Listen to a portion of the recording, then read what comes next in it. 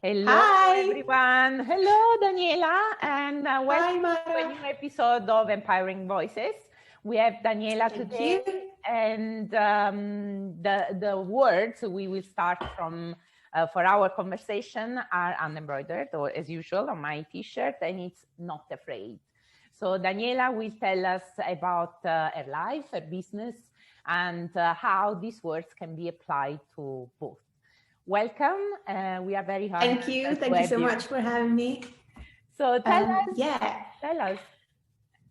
A little bit about myself. Yeah, so my name is Daniela. I'm a writer and a mindfulness teacher and the founder of Women Make Stories, which is a purpose-led business that offers writing and mindfulness workshops to women, at the moment online. Although the idea was to actually have them like in person. And then hopefully in this new year as well, I'll be offering coaching sessions, so like one-to-one as well. So this is like in short what I do. Really very new exciting, business. and I Very suppose exciting. you had to change the way, of course, you work, but hopefully it's working for you. I mean, I'm sure it's working because I've heard. Surprisingly online it is. Like I was a bit scared at the beginning because I did manage to have like one in-person event in August, which went really well. And I could see like the dynamics of the group, like it was just perfect. It was like exactly how I envision it. And then when we had to pivot online, I was like, oh no, I wonder whether, I can recreate the same atmosphere. Is it going to be the same? So I was like really skeptical because also I know that, people who work, everything is now like on Zoom calls and it can be like really tiring. So it's like, oh, another like online event. Maybe people are not really, are a bit tired of that. But actually then when I was just doing them online, I could see that the kind of like desire and the wanting for women to connect and just have this space to talk, which for me like was just really nice, like a really nice surprise. So yeah, it can work. I guess like only kind of like always being a bit mindful of like the timing and like giving breaks and things like that, because that can be a bit exhausting being on video. But yeah, it works. Of course it works because you made it work.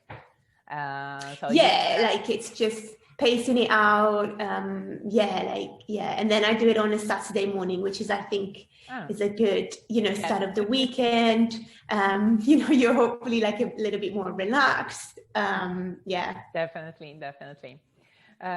Sorry, so go on. So not afraid. It's a good one. I guess, oh my God, it can be applied to anything and everything in life, really. I guess like business wise, for me, like I've never really like set up a business before. It was my first time. So there was like a lot, of course, like going on, like a lot of fears, a lot of doubts, like, can I do this? How do I do this? Like really stepping out of your comfort zone. But I think once you do that, like once you take that leap, it's just so great because it gives you so much confidence. And that's what I think, that's what I like about like, kind of like try and go out of your comfort zone and, when you're not afraid, because then you find out this word, which is like actually like on the other side, when you step out and you go into this scary words, you find that actually it's just so empowering. It's so good. You feel so brave. You feel like empowered to do more, to take more steps as well. In anything really. Like you need to be brave. This is the first thing. I mean, because otherwise you'll never jump, of course, and you stay in your little box and because you feel protected. But of course, the second you realize that on the other side there's the magic, everything waiting for you. You give the jump, and after the first, it becomes addictive, right? You just it is. It's like, oh my God, I can do this more. Maybe I should do this, and I can do more. And I think that's the feeling. Whenever we're scared of something, it's like, okay, like taking. What I do as well is like try to apply like the mindfulness techniques that I've learned as well in my journey. And for example, there is one that is called like beginner's mind, which is curiosity. So it's like the same approach as like children do, like they're very curious. So, they always say that when the moment we grow up and we become adults, there's so much stuff going on in our hair, like so many responsibilities, that we kind of lose that, curiosity, whereas exactly, all that kind of stuff, that children, approach things in a different way. So mindfulness also can teach you to kind of like use your curiosity, your beginner's mind a bit more. So yeah, that's one thing I think that's always helpful as well. So you kind of like, okay, let's not be afraid, or what's on the other side, what are the worst things that can happen. And sometimes it's not as bad as we think. But you always have the opportunity to get to the 50% because there's always, when you choose, you give the jump, you have the chance to have a positive outcome and a negative, of course. But if you don't try, you cannot know. And chances are that you have the positive because you have faith and a vision. So why not to try? Because and also I think. Go ahead. Sorry, there's a little delay, so sorry. One thing also that I wanted to mention is that I've learned to kind of like shift the perspective as well, because I think before like taking the mindfulness journey as well, I was always like, kind of like, when you're stuck at a crossroad, it's always like, if I go right, it's right, or if I go left is wrong, or vice versa. And then I think mindfulness also helped me in terms of like shifting that perspective. Like there isn't really a right or wrong, it's just like, there are two possibilities, and then a choice, but then there's always like good and bad coming from that choice. But it's not necessary that if you take right, you're going in the right direction, or if you take left, you're going in the wrong. And I think it's like those little simple shifts can really, can be really helpful. In fact, the moment we don't have a choice, that is the problem, because that's when we cannot stuck. hope for the good or the bad. That's it. But until we have a choice, and it's always double the possibility of the outcome, we are free, basically. And as you said, no one, there isn't a rule that right is correct and left is not, or vice versa. You never know. And it's an adventure. Of course, I always say not afraid. That doesn't mean to risk your house, your roof, but absolutely. But still, if you have a vision, you have to do, no matter what, you have to go on and get there. So actually yours is a very positive message. And when we apply techniques like for the mindfulness, it becomes a sort of easier because we put a label on it. So we feel more comfortable because we call it in some way. But in reality, nothing changes. It's only a matter of mindset, nothing else. It's really a matter of like how you think, like, about things, and, kind of like try to shape and shift that perspective. And it's really a thing of mindset. Yeah, absolutely. And I'd like to ask you if you have an affirmation or a quote that supports your life, your business. Yes.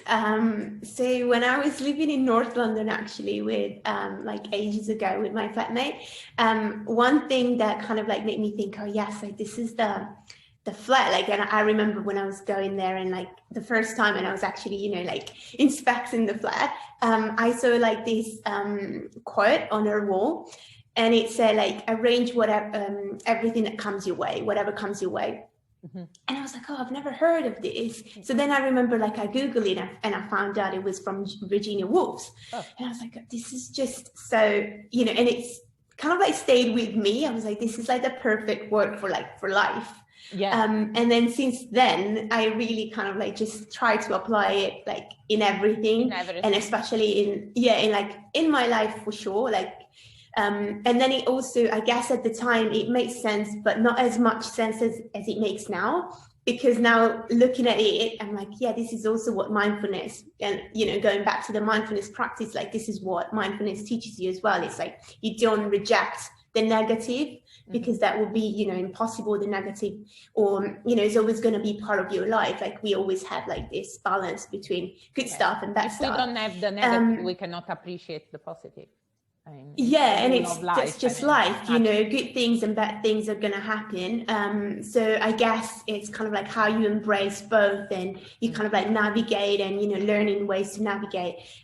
So that's why I'm like, this is just perfect. And it makes so much sense now.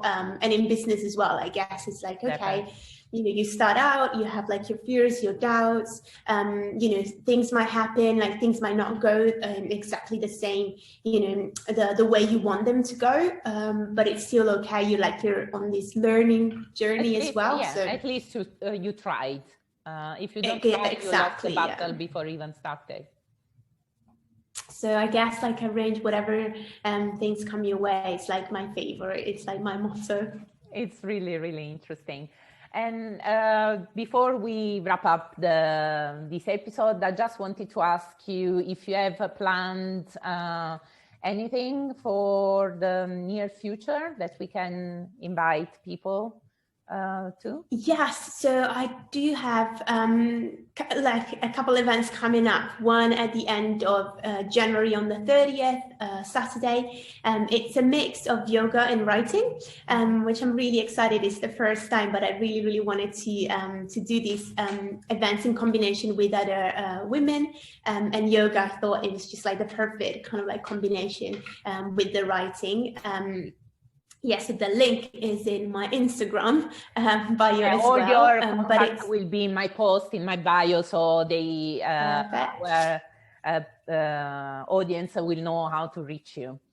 And it's about intuition and inner wisdom, because I think it's a really, really good topic. The more I was kind of like creating the structure of the workshop, the more I was like, I'm so in love with it. And especially I think because there is a lot of pressure in January, you know, to kind of like, you know, set goals, and I don't really stand by the new year, new you, so I don't really believe in that.